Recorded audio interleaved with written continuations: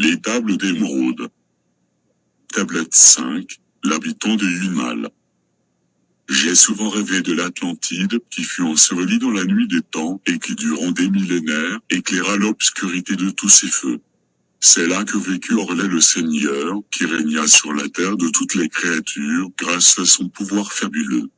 De son temple le maître de Yunal était le roi des nations, le sage parmi les sages, la lumière de Suntal, le gardien de la voie et la lumière de la terre, durant l'époque de l'Atlantide. Le maître Orlais provenait d'un autre plan. Bien qu'il se soit incarné dans un corps d'homme, il les dépassait tous par son savoir. Il fut le soleil de son époque. Détenteur de la sagesse universelle, il enseigna aux hommes la voie de la lumière et de la réalisation. Il maîtrisa l'obscurité et conduisit l'âme des hommes vers des sommets qui étaient un avec la lumière.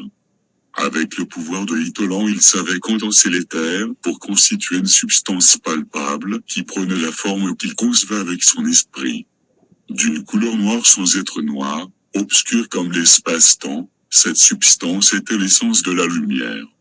Il divisa la terre en 10 royaumes, qu'il confia au gouvernement des hommes, et dont le 11e, l'habitant de Yunal, construisit un temple fabuleux, grâce au pouvoir de son logo, qui moulait et formait les terres selon son vouloir.